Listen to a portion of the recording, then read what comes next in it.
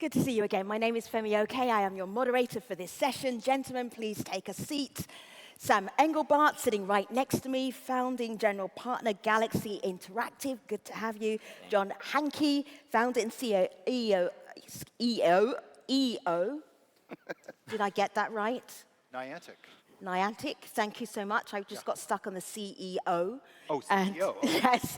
Brent Montgomery, founder and CEO of Wheelhouse, and Bob Pittman, chairman and CEO of iHeartMedia and also co-founder of iHeartMedia. Gentlemen, it's so good to have you. We're talking about how content is changing to keep up with your audiences, your viewers.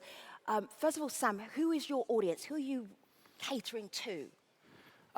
Well, it depends on the company that we've invested in and what they're building and putting out in the world. So I've been a very active investor for the last bunch of years in the video game industry, which is a demographic that's changing and evolving to the point now where actually most of the world is becoming gamers. It used to be that we would say we're catering to younger demo males, and then particularly with mobile games, that became females increasingly and more middle-aged people, and now it's pretty much the whole world. Yeah.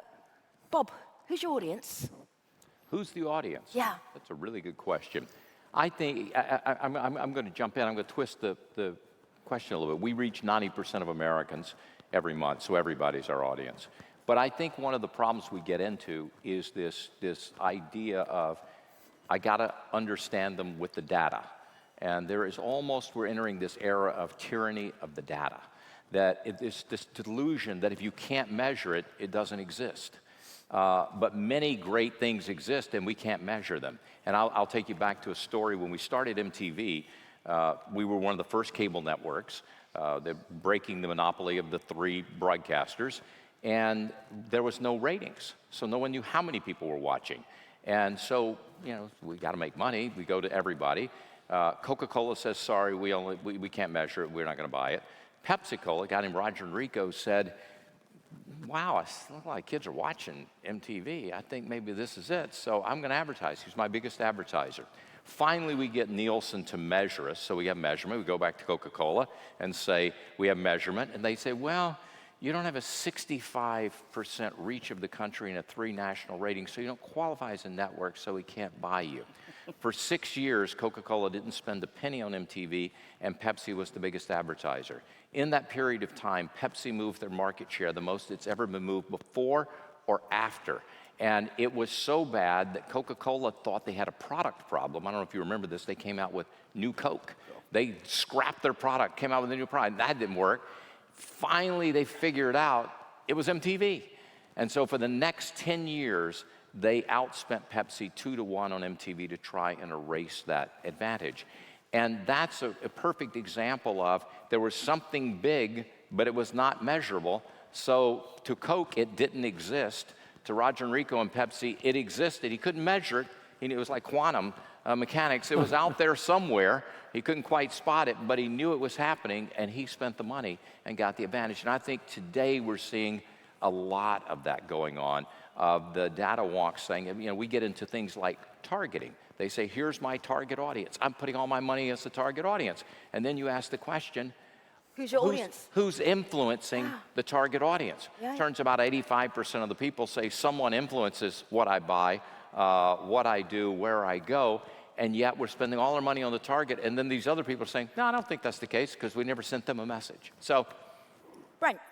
Don't sit next to Bob on a panel is what I've learned.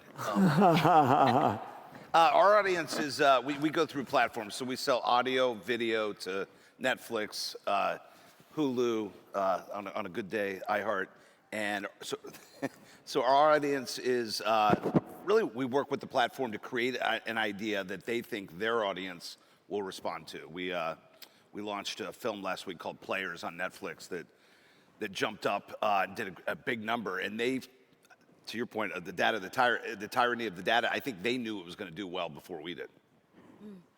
John, some of your events, they're huge events. Lots of people are involved. They're epic. Who is that audience? Yeah, we just had an event in LA last week. We had 40,000 people in the Rose Bowl. It is surprising if you show up to one of our events, you will see people of all ages, kids, of course, teenagers, families playing together. My favorite customers, though, are the senior citizens who show up. One of the earliest players that I met was a 70-year-old woman who had been introduced to the game by her kids because she had diabetes and she had a little bit of trouble with hip surgery, so she was kind of getting moving again. And the game was that incentive to get outside, just walk a block at a time. She ended up walking 1,000 kilometers and visiting 10,000 different game locations through a multi-year career playing the game. So I don't know. I hope I'm doing that whenever I'm her age. So if we're looking at different ways to keep your audience, finding out tools and ways to hold on to them, what is changing now that's making you have to do that? Brent, you go. You start. Well, so for Netflix, for instance, in the beginning, it was like, how many views are they getting? And now it's engagement. So our shows get picked up for a second or third season based on completion. So it's really not just about grabbing the audience. It's about, do they stay with you? And so making sure that you tell stories that make them want to stick around. Sam, it's going to be quite a broad answer for you, because depending on who you're investing with. I mean, I think I would approach this to take what you said in terms of what's changing now to make you have to do it versus actually what's interesting to me is what's changed that enables you to keep your audience, to be in front of your audience, to bring them the content that they care about wherever they are. Yeah. And that is the result of technology and business models that have changed, adapting that technology. But it's now more possible than ever to really be everywhere they are on whichever platform they have, because we all have, even increasingly, even the most complicated and technologically sophisticated games, people are having the ability to play anywhere that they are. And so if that's the case and we can be everywhere with them, what are you going to make that people are going to care about, and how do you build a world that they want to spend conceivably all of their time in? John. Well, to what Bob said, I mean, I grew up as a teenager glued to MTV and looking for any possible clue to something that would make me cooler. Clothing, attitude, and it failed because I was a nerd. But I think about kids today, and I think they're looking in the video game world for those kinds of clues. Like we did collabs with Gucci, with Fendi, with Adidas. That clothing comes in, people wear it on their avatars, and that's the kind of context that's being created now for brands in a way that's very organic, and I think really connects in a way that's different than sort of a traditional 30-second advertising spot. Yeah. Yeah. I think there are two variables at work that have changed the consumer. One was the pandemic, which really separated us, and the second is all of the technology and social, even the fragmentation of TV 20 years ago, that everybody sort of goes off in their own little world. And I think there's a real need for people to come together as community. They are looking for opportunities to do that. I mean, in our business, we're podcasting and radio, and the primary thing we do is keep people company. Our company mission is to give everybody in America a friend anytime, anywhere. And it's this simple idea of, please include me. Can I have a friend, please? Everybody drives to work by themselves, so the person on the radio becomes their friend. And I think on all the issues everybody's talking about here is, how do you pull them together? How do we know that movie's out? How do we know people are talking about it? In the old days, you come in and Friday morning and say, wow, what happened on Friends last night? And everybody's talking about a common experience. No one has the common experiences, and they crave them. And although all of these experiences they have are really interesting and very important to them, how do you pull it together so they can still have a community? That's why sports is so popular. I mean, more popular now than ever, because it's a live experience. Exactly. Common experience. I'm thinking about those tools that you're using to adapt when we are a society that spends a lot of time either on our phones, looking at screens of some sort. I think that probably connects all of us. Even if we're not using it for our audiences, we're doing it ourselves. John, this is something that I know that you are struggling with, because you create entire worlds that are seen through AR. Well, I mean, I'm a parent of 3. I think anyone who's got kids has struggled with screen time and how much time you let your kids sort of immerse themselves in that world. It was the thing that motivated me to start thinking about video games that could take place out in the world, so I could really get my oldest son at the time, get him outside and just to like go to the park with me or see the beautiful Northern California world that we lived in. So we in tech, we make these experiences. They can be very addictive, very immersive. And I think it's up to us to think about how we evolve that technology to help us be better humans and kind of be out in the world interacting with one another. And I mean, I think thankfully technology is headed in that direction with augmented reality, wearable devices. The glasses, Vision Pro launched this year. We're going to see smaller, lighter weight glasses that let us take these experiences outside again so we can spend time together in person with other people and our families and our kids. So I'm excited about that future. We're trying to help build that future. How are you guys actually thinking about having this equipment, either if it's going to be Vision Pros on your head increasingly, or I know that one of the things you're always working through when you have these large live events is like, how do you make sure people aren't chasing their Pokemon like right off the waterfall? Thank you for mentioning that, yeah.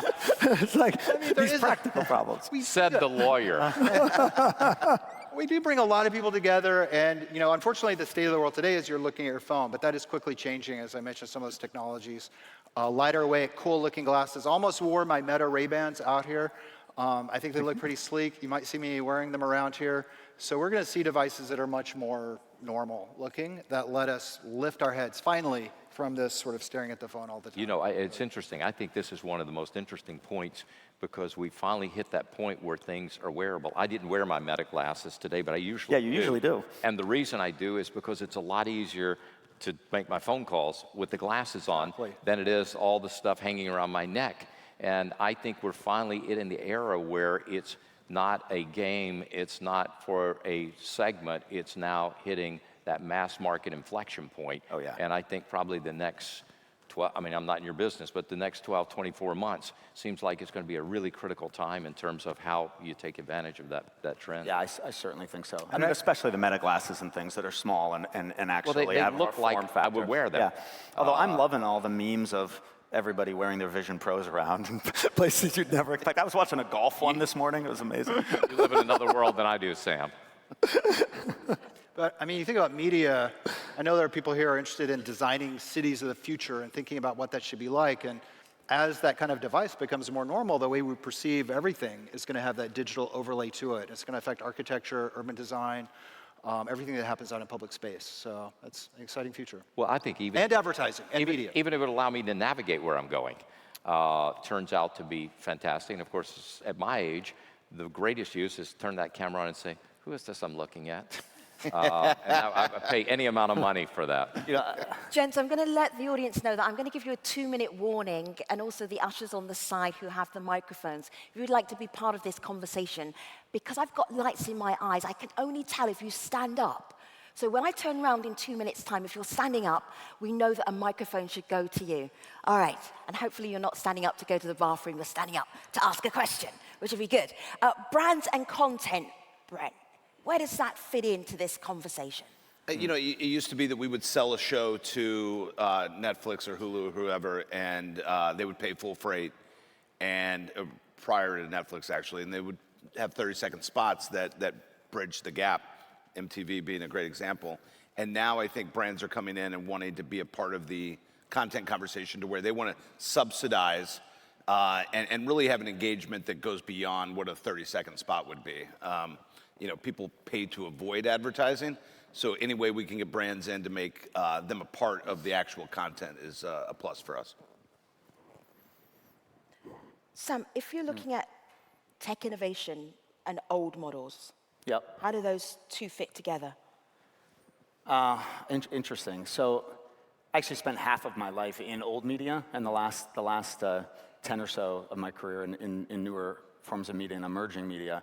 I think it's important to remember that in some cases, old media or old business models, the technology doesn't have to be reinventing or creating new business models. Sometimes it's just how can technology enable what we know works to be applied to a new content medium. So in the case of games, I think one of the most interesting opportunities that is just developing now is just programmatic advertising in PC games and multiplayer, more complicated games, right? I mean, we've seen ads supporting mobile games since the invention of mobile games, but it's been quite hard technologically to bring ads in a way that satisfies players and the publishers of the games and make sure that like the experience people want to have isn't really fundamentally destroyed or altered, but still able to serve these ads to people in a programmatic, effective way while they're playing in a virtual world that thousands of people in some cases are experiencing at the same time. So it's technologically hard, but at the end of the day, it's going to be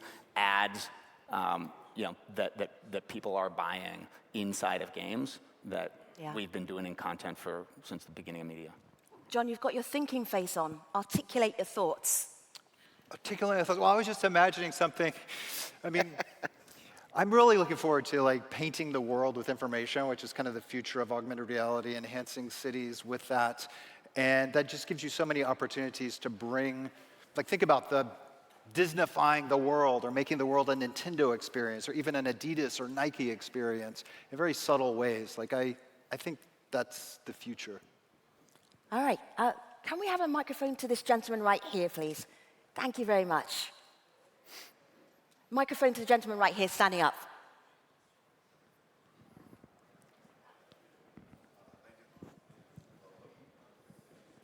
1 2 1 2. It's Thank working. you so much. Thank you so much. The international language of is this microphone working? 1 2 1 2. It is. Please continue. Stefan Morris here, Digital Star Network. Now, you guys are all representing different communities, and as the objective and the goal is to bring communities together so you can have those shared experiences. Is there a cross-pollination segment in you guys' thought processes in how you guys do business, or is it still just like almost the wild west of this new emerging technologies with the traditional media landscape? Look, I think that the traditional media landscape has been remarkably transformed. Even let's think about radio. 90% of America listens to the radio every month, but they're doing it in a lot of other devices besides an AM/FM radio. If we do a focus group with young kids and you mention radio, they think you're talking about the box. If you talk about radio to somebody 70 years old, they think you're thinking about the experience, Z100 or KISS FM or Y100 or whatever, the radio stations. And so I think we've opened up the world through technology for everything.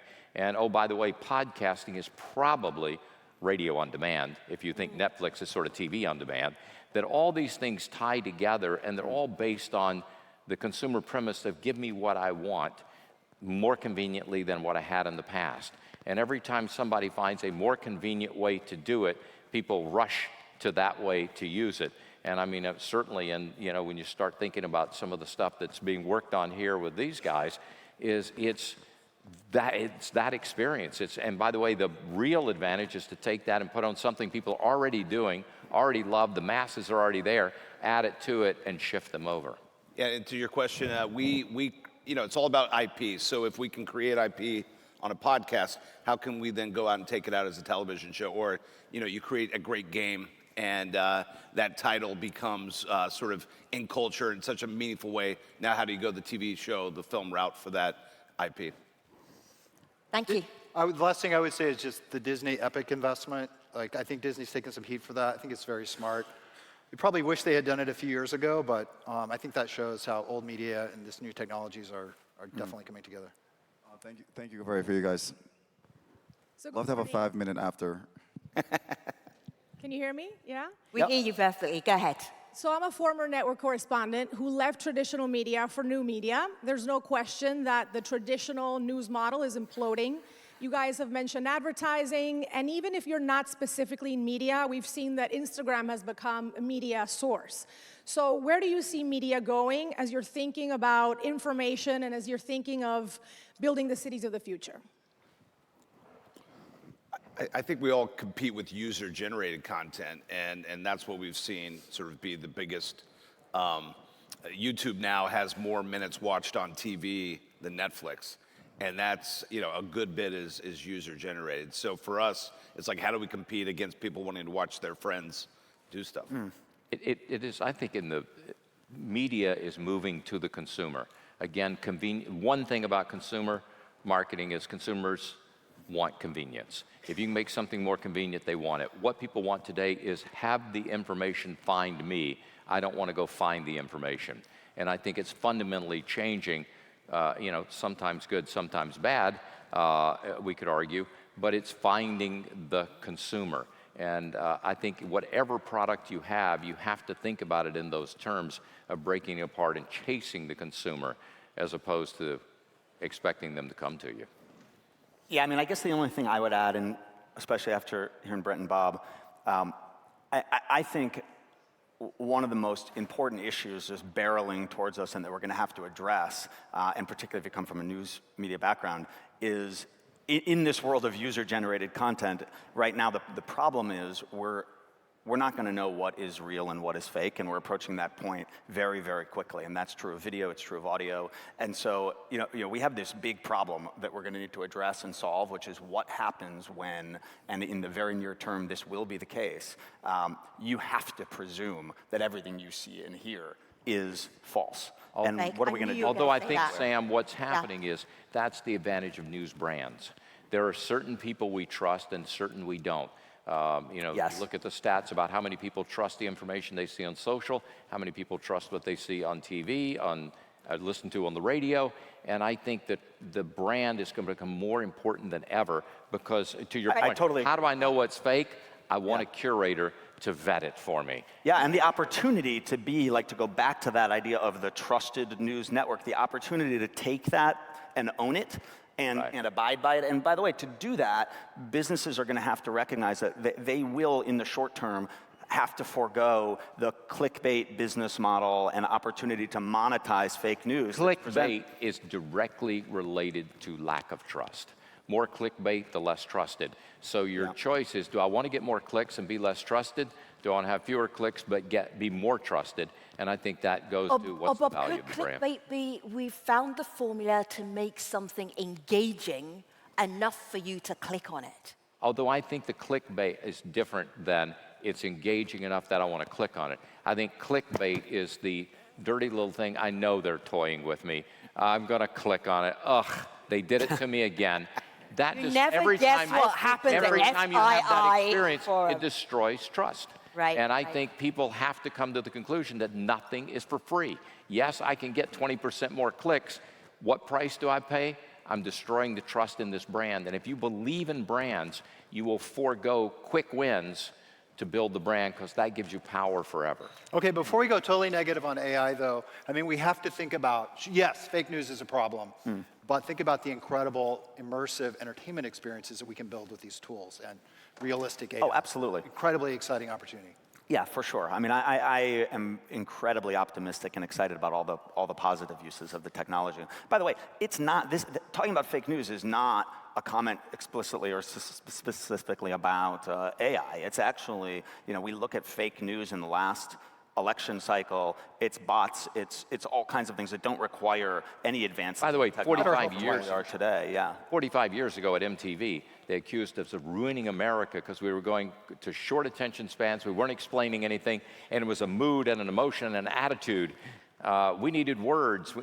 So this is not something new. Yeah. This is just the latest expression of that word. Gentlemen, I'm not being fresh. I'm just being very cognizant of where we are in our plenary day today. What are you doing for lunch? Would you like to have it with these wonderful attendees here? Sure. Okay, very good. All right, attendees. These are your lunch guests. I will pause the conversation for now because we have to continue with our plenary stage. But for now, I will say thank you to Sam and John and Brent and Bob. Thank you. Thanks, everyone. Looking forward to having lunch with you and all of the plenary guests right here. Thank you, gentlemen. Appreciate the conversation. Thanks, Take everyone. care. Okay. Thank you.